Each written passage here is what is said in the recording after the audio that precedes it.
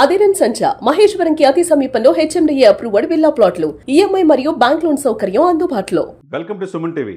రైతులు కన్నీరు పెట్టని రాష్ట్రంగా ఆంధ్రప్రదేశ్ని చూడాలనేది పవన్ కళ్యాణ్ గారి కలగా కనపడతా ఉన్నారు. ఎందుకంటే ఇటీవలే మనం చూసాం 30 రోజుల క్రితం కోనసీమ రైతులతో అక్కడ పడుతున్న ఇబ్బందులు కళ్ళతో చూసి మీకు న్యాయం చేస్తానని 40 రోజులు టైం అడిగారు. 34 రోజుల్లోనే న్యాయం చేశారు. దాదాపు 20,77,00,000 రూపాయలు ప్రభుత్వం తరపున చంద్రబాబు నాయుడు గారితో మాట్లాడి శాంక్షన్ చేశారు. రాజకీయ నాయకులు అనేక మంది వస్తుంటారు పోతుంటారు, కానీ వాగ్దానాలు మాత్రమే పరిమితం. కానీ పవన్ కళ్యాణ్ గారు వర్చువల్గా నిన్న జరిగిన అంబేద్కర్ కోనసీమ జిల్లా, తూర్పుగోదావరి జిల్లా రాజోల్ నియోజకవర్గం పరిధిలో దాదాపు 1300 ఎకరాల విస్తీర్ణంలో కొబ్బరి తోటలు ఉంటాయి. ఇది దశాబ్దాలుగా వాళ్ళకి ప్రాబ్లమ్స్. ఆ డ్రైనేజ్ ఆధునీకరించకపోవటం, ఆనాటి కాటన్ కట్టిన ధవళేశ్వరం ప్రాజెక్టు కావచ్చు, మిగతా ప్రాజెక్టుల వల్ల, ఇరిగేషన్ వల్ల కొద్దిగా రైతులు బాగానే ఉన్నారు. కానీ ఆ తర్వాత క్రమంలో మంచి నీరు లేకపోవటం, ఆ డ్రైనేజ్ వాటర్ వల్ల, తర్వాత ఇందాక నేను చెప్పినప్పుడు శంకర గుప్తం మేజర్ ఇరిగేషన్ పనులు చేయకపోవటం వల్ల, గత 5 సంవత్సరాలు పూర్తిగా నిర్లక్ష్యం చేయటం వల్ల మరి అక్కడ రైతులు కొబ్బరి తోటలు వేసే రైతులు, ఎందుకంటే కోనసీమ జిల్లాలంటే కొబ్బరి తోట, అటువంటి రైతులు కళ్ళల్లో కన్నీళ్లు చూసి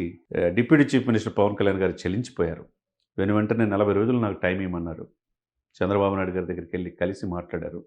గోదావరి జిల్లాలు మనం హక్కుని చేర్చుకునేయండి. కూటమి గెలుపులో కీలకమైన పాత్ర గోదావరి జిల్లాలకు ఉన్నాయి.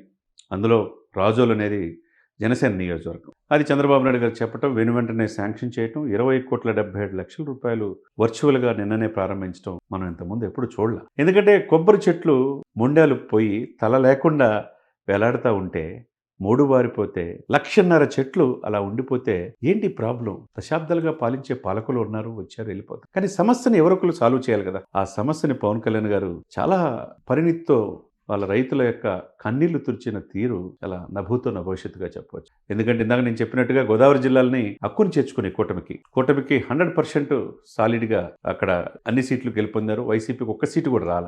మరి అంత మెజారిటీతో ఉన్నప్పుడు మరి ఏ విధంగా ఇచ్చిన వాగ్దానాలు నిర్వర్తించుకోవాలి? మరి రైతులందరూ కూడా చాలా ఆనందంతో ఉన్నారు.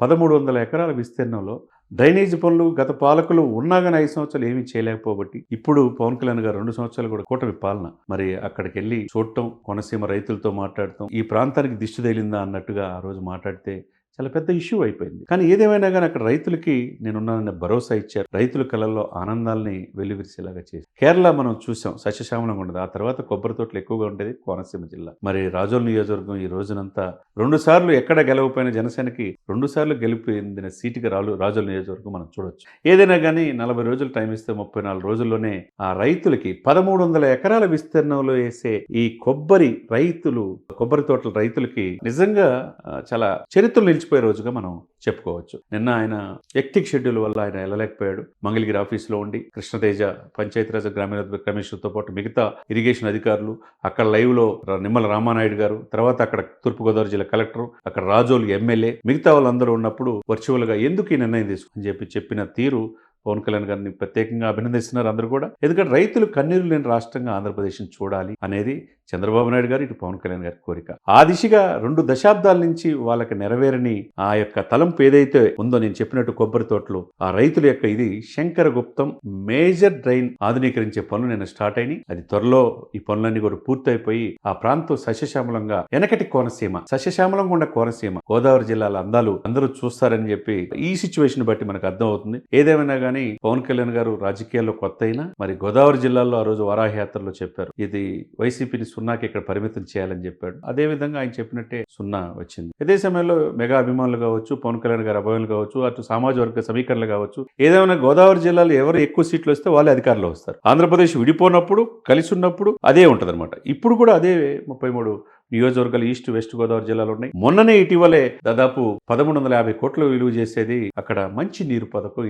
కుళాయిలు, అది జల్ జీవన్ మిషన్ ద్వారా అమరజీవి జలధార కింద మనం చేసింది మనం చూడొచ్చు. అప్పుడు రఘురామకృష్ణరాజు గారు, తర్వాత శ్రీనివాసవర్మ సెంట్రల్ మినిస్టర్ గారు కూడా చెప్పారు, సర్ ఆర్థర్ కాటన్ ఇప్పుడు దేవుడిగా కొలుస్తారు. ఇక్కడ ఇరిగేషన్ ప్రాజెక్టులు సస్యశ్యామలంగా, పాడి కావచ్చు, కొబ్బరి తోటలు కూడా ఉన్నాయి. మీరు ఈ నీటి పారుదల దాదాపు 68 లక్షలకి ఉభయ గోదావరి జిల్లాల్లో విత్ ఇన్ 2 years లో కంప్లీట్ పూర్తి చేయాలని చెప్పేసి సెంట్రల్ అండ్ స్టేట్ కలిసి 50-50 పార్ట్నర్షిప్లో భాగంగా 1150 కోట్లు శాంక్షన్ చేయటం, వెంటనే పనులు పూర్తి అవుతున్నాయి. అది 2 సంవత్సరాలు పూర్తి అయితే కనుక భవిష్యత్తులో ప్రతి ఇంట్లో పవన్ కళ్యాణ్ గారి ఫోటో ఉంటుంది. అది సాక్షాత్ రఘురామకృష్ణరాజు గారు డిప్యూటీ స్పీకర్ గారు, అదేవిధంగా డిప్యూటీ చీఫ్ మినిస్టర్ ఉద్దేశించి బహిరంగ సభలో చెప్పిన మాట, అదేవిధంగా సెంట్రల్ మినిస్టర్ నర్సాపురం ఎంపీ చెప్పిన మాట కూడా పవన్ కళ్యాణ్ గారి మాట అంటే కట్టుబడి ఉంటారు. కాబట్టి ప్రతి ఇంటికి కుళాయిల ద్వారా మంచినీరు వస్తే గోదావరి జిల్లాలో ఇప్పుడు ఆయన్ని గుండెల్లో పెట్టుకుంటారు అని చెప్పి ఆయన చెప్పాడు. వెంటనే ఇప్పుడు ఇరిగేషన్ పనులు కూడా ఈస్ట్ గోదావరి జిల్లాలోనే ఈ యొక్క శంకర్ గుప్త మేజర్ డ్రైన్ యొక్క ఆధునీకరణ పనులు కూడా నిన్న ప్రారంభించడం ఆ గోదావరి జిల్లాలో అదృష్టంగా అందరూ చెప్తున్నమాట.